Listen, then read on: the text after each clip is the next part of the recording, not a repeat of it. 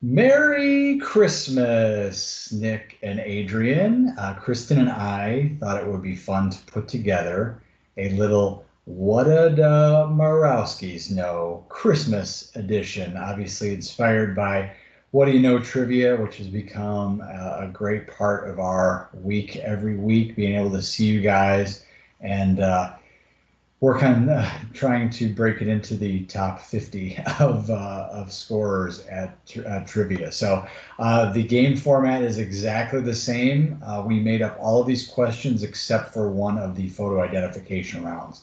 So let's go ahead and dive in. The way that I've got this set up is you guys will be able to just basically pause on your end so that I'm not leaving the screen up for super long. So round one categories are people, toys, math, music, geography, and sports. So let's get into question number one. What actor, born in 1957, is well known as the narrator of a popular TV series that aired in 1988?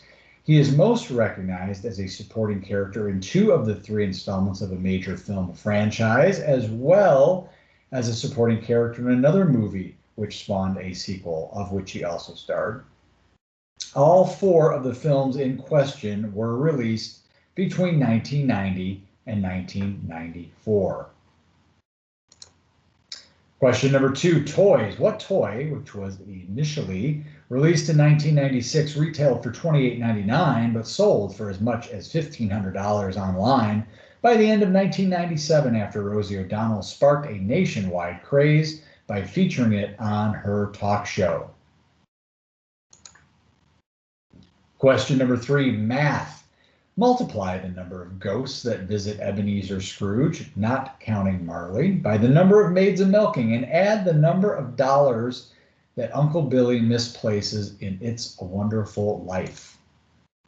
Question number four, music. What song, originally released in 1994 by a Grammy Award-winning artist, did not top the Billboard Top 100 until 2019 for the first time, 25 years after its original release? It set a record for the longest trip to reach number one. It has sold over 16 million copies worldwide and has earned over $60 million in royalties.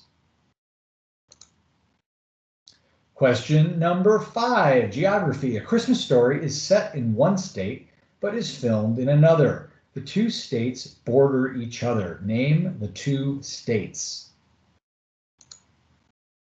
Question number six, sports. In the movie Elf, Michael, Buddy's half-brother, can be seen wearing a football jersey for which NFL team?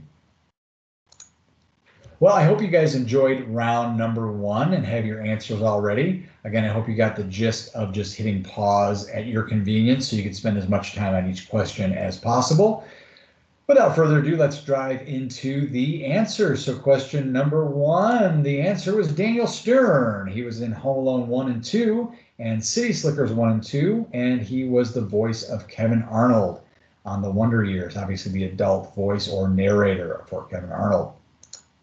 Question number two, that toy was Tickle Me Elmo. Question number three, the math here comes out to 8,024. There's three ghosts that visit Scrooge, not counting Marley. There are 8 maids a milking, and the dollar amount missing was $8,000. Music. This is a song that you've probably heard 1,000 times already this Christmas season. It's a great song, but All I Want for Christmas Is You by Mariah Carey. Question number five, geography. Christmas Story set in one state but filmed in another. Two states that border each other, Indiana and Ohio. And he actually lives on Cleveland Street in the movie. In the movie Elf, Michael's wearing a New York Jets jersey. All right, guys, we're on to the photo ID round. Like I said, this is the only round that I did not create from scratch. I found this. I thought it was really cool. It's one of these invisible quizzes where all the actors have been removed. So just press pause so you guys can keep it up as long as you need to in order to fill these in, and I will be right back with all of the answers. All right, let's go ahead and start in the upper left-hand corner there. That is Trading Places, not necessarily a Christmas movie, but obviously you can see Dan Aykroyd there dressed in the Santa suit. Next up is Home Alone, followed by National Lampoon's Christmas Vacation, then Frosty the Snowman. That's, of course, Rudolph the Red-Nosed Reindeer. That's Hermie there with the Abominable's teeth. This is How the Grinch Stole Christmas. That's the live-action Jim Carrey version. Next up is Elf, followed by It's a Wonderful Life. We've got A Christmas Story. Santa Claus is Coming to Town. Serendipity. Again, I did not create this quiz. I did not really consider Serendipity to be a Christmas movie. However, I guess there is snow and, New York Christmassy feeling going on there. Next up is Scrooged, followed by Polar Express. The Santa Claus. This is A Christmas Carol, the animated version where Jim Carrey plays Scrooge. And finally, that is Four Christmases. Hope you guys did well on the first two parts of this quiz so far. Let's move on to round two. First up, Same Year, followed by Games, then Presidents, Cocktails, Shopping, and we always end on a TV show. And the TV show in question is going to be The Office. So let's get into question number one. All of the following occurred in the same year. Mr. T plays Santa Claus at the White House as a guest of Nancy Reagan. The U.S. experienced the coldest Christmas day on record, and A Christmas Story is released. Question number two, Games. In Scrooged, Frank watches his brother and his family play a game while visiting with the ghost of Christmas Present. James does not answer a pop culture question correctly, which Frank calls him out for later. What was that correct answer that James should have given? Question number three, according to White House Historical Association, which president was the first president to set up an indoor Christmas tree for his family and visitors to enjoy? Hint, it occurred during the 1880s. Question number four, Cocktails. Name the traditional Christmas time cocktail devised by British journalist Pierce Egan in the 1820s. It combines egg whites, sugar, vanilla, and rum, and is topped with nutmeg and served warm in a mug. Question number five, Shopping. The most popular ornament sold at Chicago's Christkindl Market is the Weihnachtsgurke, which is best known as what? And finally, question number six, The Office. In season 2, Jim plans to give Pam a teapot filled with special gifts and inside jokes. The teapot contains at least 5 items, not including the letter, which Jim later removes. Name any 3 of those. All right, let's get on to round two's answers. Question number 1, same year. All of these happened in the year 1983. Hopefully you guys had 1983 on your sheets at home. And next up, games. While they're playing the game, Frank can't believe that James does not know the SS Minnow. The SS Minnow, James. No points awarded this round. Question number 3, presidents. Who's that president, Nick? Come on now. It is Benjamin Harrison. Benjamin Harrison was what we were looking for there. Question number 4, cocktails served over at Miller's Pub. It's the ever so popular Tom and Jerry. Question number 5. We're all fans of Christkindl Market. What's this Weihnachtsgurke? It's the most popular ornament sold. It is, of course, the Christmas pickle. Christmas pickle.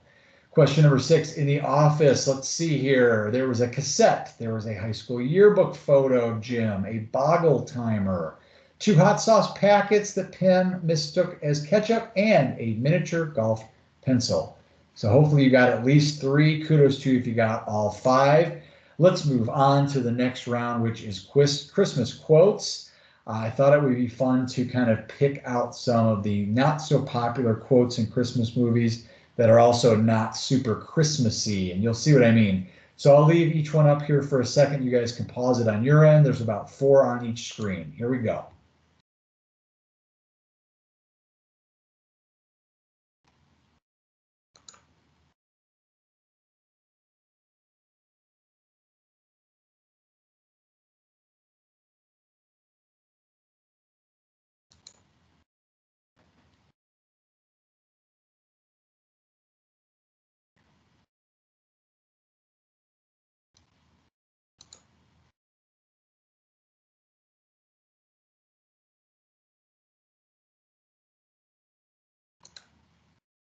All right, hopefully you guys enjoyed that round. Let's get into it and see how well you did.